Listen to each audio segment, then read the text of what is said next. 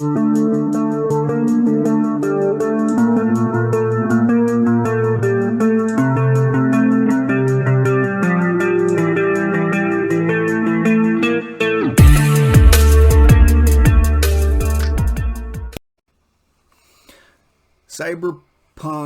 in Japan. The major differences between Japan and America in the cyberpunk setting is Japan is still considered a first world country. Their crime rates are relatively low. That's not to say that they're non-existent, because they have been increasing due to all the corporate wars and refugees fleeing America and all the different war zones that have been popping up because of the corporate wars. So the crime rate in Japan is increasing, but it's still relatively safe, especially compared to places like Night City. Okay, now the other reason why it's completely different in Japan than it is in Americas is because they actively are dealing with the problems that they have. Okay, so one of the huge problems in Night City is overcrowding. The population is just insane, and people are living in like cargo connexes if they're even lucky enough to have one of those as a place to live. Some people live in the combat zone, which is like an actual active war zone. Bullets are flying all the time, gang war in the street, just crazy stuff like that all the time, right? So in Japan, the government actually went ahead and emptied out the Tokyo Bay, and they started making places for people to live, building houses and all that. All right. So, but the main thing is, in Japan, Arasaka is a megacorp. They're a giant, right? They have their fingers in everything. They're extremely powerful, and they have a huge control over the American market because they sell almost all their, well, not all their goods, but they sell a lot of goods to the Americans. And it was Saburo Arasaka's plan to basically make the American population dependent on his company's products. So that being said, yeah, they're extremely powerful. Arasaka basically was able to take over Japan, or got to the point where it was so powerful that all the other corps in Japan like rallied against Arasaka. Like, holy shit, if we don't do something, we're going to be under their thumb forever. So all these corps banded together and like made this conglomerate to kind of fight off Arasaka so they wouldn't have complete control. And they like banded together with what was left of the government, right? So basically they did that just so they couldn't take complete control. So keep that in mind. Arasaka is a giant, especially in Japan. Okay, so moving on to the next thing. Tech. Arasaka is in Japan, obviously. They're a tech company. They do arms, they do robotics, they do all kinds of stuff. They are huge, very powerful. Because of this, all the new tech, all the new gadgets, all the cool new shit is coming out of Japan, and the people obviously are buying that up. So cyberware is extremely common. Everybody's got cyber limbs. The Japanese population is the highest per capita to have full Borg conversions, meaning their entire body is like mechanical, right? So they're just like this brain in a jar, essentially, that's in this metal tank. And people are just walking around like that. Like, no big deal. Still, full Borg conversions are rare just because it's so expensive. And it kind of takes a psycho to want to do that. Unless you're like horribly maimed and you'd be a vegetable otherwise. But yeah, a lot of people, relatively speaking, are doing that there in Japan. Let's move on to the next thing that makes Japan interesting in the world of cyberpunk. As far as food goes, like a main staple of the diet in Night City is kibble. So it's like this artificially synthesized bullshit. It's basically soy injected whatever.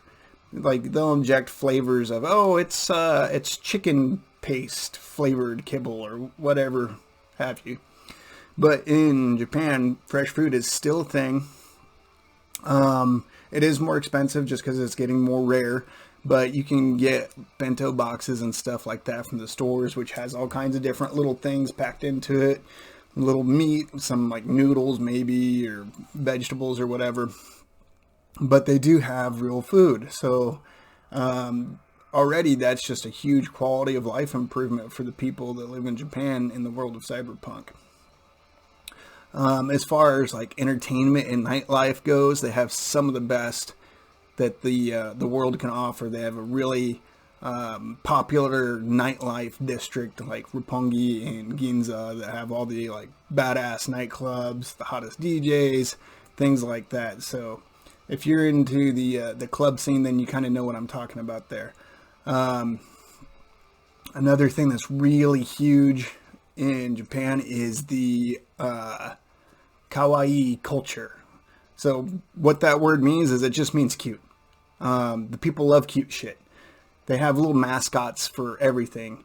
And like all the cities have their own little mascots. And like the girls in the setting will do biosculpting so they can look like anime characters, right? They make their eyes all big and cute, and some of them get like full-on biosculpted. So yeah, there's actual literal cat girls walking around. You know, the ears, the tails, everything. Bunny girls, whatever you want. You know, so yeah, that whole cute aesthetic, it's there. So that brings me to my last point. Like, where do the characters of our story fit in? Like the edge runners, right? So edge runners in Japan Cyberpunk are a little bit different than, like, say, those in America. Because the Cyberpunk, as far as media goes, Cyberpunk in Japan is usually on the side of, like, the corporation. It's all about being orderly. Like, think about Ghost in the Shell. The Major works for a corporation there. Or just all kinds of different settings. It's usually one group of, like, the organization or the corporation versus, like, the rebels, right? So another one I could think of is the Wolf Brigade, where they're like secret police and they're fighting against like these rebels that are trying to tear down the system. So Japan's always very much been about like group think. The group is always held above the individual. So that's why Cyberpunk in Japan is so interesting, because the Edge Runners, they're very much about tearing down the corporation and things like that, as far as our Talsorian Games version goes. So it kind of flips the Japanese take on Cyberpunk. So I find that really interesting. And you can tell a lot of really cool stories like that, because in Japan, the Edge Runner is kind of more out on a limb than they would normally be. But the thing is, the way the culture is they can really appreciate to an extent, like secretly they appreciate it, but they can't really say anything about it because that goes against the group. You don't want to disturb the harmony, right? So they appreciate a good death, and they kind of admire those that are able to speak out and fight against the powers that be, just because that's like totally unheard of. It's crazy. So if you have an edge runner that's out there and they're trying to take down a corporation, they're probably going to have little in the way of help. But what they're doing is like awe-inspiring to those around them. So it's just this really cool, interesting and unique situation. And that really about covers it for the Cyberpunk setting in Japan. If you thought this was interesting, I'm actually starting to do some writing on that concept myself. And that'll probably be out later this year. I can't really put a date on it yet because I'm not sure. But yeah, if you have any comments or questions, let me know. I'd be more than happy to talk to you. Anyways, cool. Thanks for watching. Y'all take care.